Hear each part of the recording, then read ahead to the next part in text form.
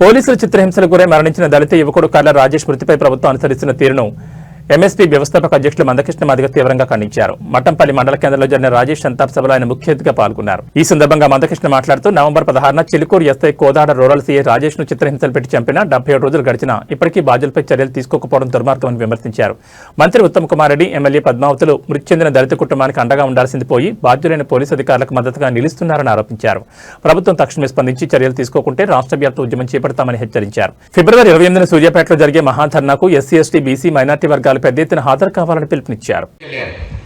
Kodad court ప్రాంగణంలోకి తల్లి కుటుంబ సభ్యులు వెళ్తున్న సమయంలో ఈ అరవింద్ అనే కానిస్టేబుల్ తో పాటు ఇంకొక హోంగార్డ్ ఇద్దరు రాజేష్ ని చిరోభుజం పట్టుకొని తిప్పుతుంటారు, నడిపిస్తుంటారు. సార్, రాజేష్ 30 సంవత్సరాల వయసు, 5 అడుగుల 7 అంగుళాల ఎత్తు, 88 కేజీల బరువు, ఏనాడు అనారోగ్యం పాలు కాని బిడ్డ.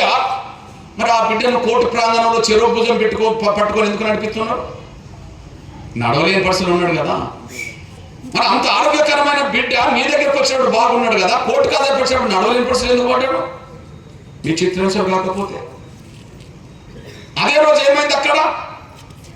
కొంతసేపు వెంటనే రాజేష్ కూర్చుని పెడితే రాజేష్ ఆయాసం పెరుగుతున్న సమయంలో తల్లి, తమ్ముడు, బంధువులందరూ కలిసి ఆయన చొక్కా ఇప్పి ఆయన చొక్కతోటే మొత్తం గాలి ఇప్పిండ్రు. 20 నిమిషాల పాటు ఆయన ఆయాసం పెరిగింది, నిలబడలేని పరిస్థితిలో ఉన్నాడు.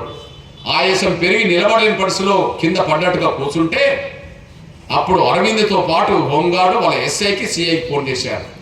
ఫోన్ చేసి, సార్ ఇప్పుడు ఇంకొక అర్ధ గంట 30 గంటలో కోర్టుకు హాజరుపరచాలి సార్, లంచ్ టైం తర్వాత. కానీ ఈయన నిలబడలేని పరిస్థితిలో ఉన్నాడు సార్. ఈయన నిలబడలేని పరిస్థితులు ఉన్నప్పుడు లోపలికి కోర్టు ముందు ఆధారపడిస్తే ఆయన నిలబడలేకపోతే జడ్జికి అనుమానం వస్తుంది కదా సార్. అనుమానం వస్తే ఏదైనా కొట్టిందా అని చెప్పి మొత్తం ఆధారాలు తీసుకొస్తారు సార్. అప్పుడు మనం అందరిగా జైలుకి వెళ్తాం సార్.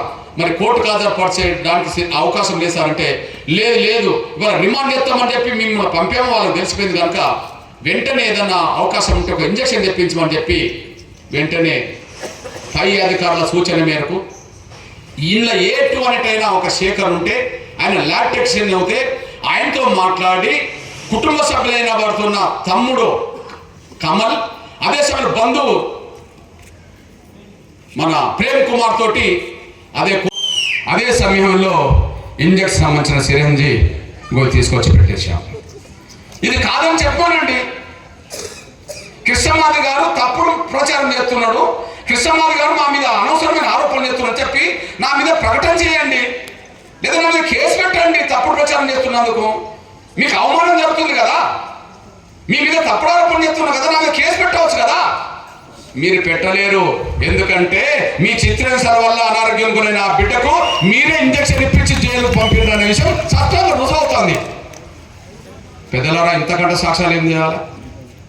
పెద్దలారా ఇంతకంటే సాక్ష్యాలు ఏం చేయాలా? వాళ్ళ ఇంజక్షన్ ఇంతవరకు ఏదైతే అక్రమ నిర్బంధం పెట్టలేదు అని అన్నారో, ఏదైతే చిత్రహింసలు మేము పెట్టలేదు అన్నారో, ఇప్పుడు ఎస్ఐ మీద, సిఐ మీద, ఆదర్శ్ అనే పేరుతో ఇంకో కొంతమంది మీద అక్రమ నిర్బంధం, చిత్రహింసల కేసు ఇప్పుడు నమోదైంది అనేసి కూడా మీరు మర్చిపోవద్దు. అది ఐజీని కలిసా, ఎస్పీని కలిసా, నేను ఐజీని కలిసా, అడిషనల్ డీజీని కలిసా, నేను డీజీపీ శివధర్ రెడ్డిని కలిసా, నేను మానవ హక్కుల కమిషన్ కలిసా, నేను ఎస్సీ కమిషన్ కలిసా, తల్లిని తీసుకెళ్ళి కలిసా. ఆ తర్వాత వాళ్ళకి అర్థమైపోయింది ఇది తప్పేటట్లేదని చెప్పి ఎస్ఐ మీద, సిఐ మీద ఇవాళ అక్రమ నిర్బంధం, చిత్రహింసలు పెట్టిన కేసు మాత్రం నమోదైంది. అంతవరకు తీసుకొచ్చేసారు. మరి ముందు లేదన్నారు కదా, మేము అక్రమ నిర్బంధం పెట్టలేదు అన్నారు కదా, రికార్డు తయారు చేశారు కదా, హైకోర్టు దాకా తీసుకెళ్లారు కదా వాళ్ళ రికార్డు. మరి ఏమైంది?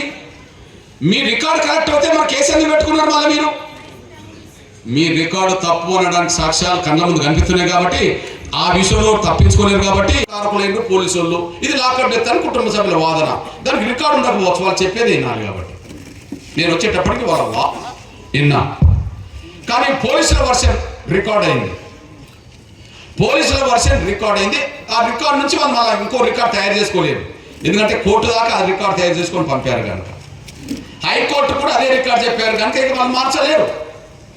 ఆ రికార్డు ఏంటంటే, మేము రాజేష్ని అక్రమంగా అరెస్ట్ చేయలేదు, మేము ఆయనకు చిత్రహింసలు పెట్టలేదు, ఆయన చావుకు మేము కారణం కాదు, ఆయన చనిపోవడానికి ఫలానా కారణం అని చెప్పి పోస్ట్ మార్టం రిపోర్ట్ వచ్చింది కాబట్టి మాకు సంబంధం లేదు అని చెప్పి వాళ్ళు తప్పించుకోవడానికి రికార్డే తయారు చేసుకున్నారు.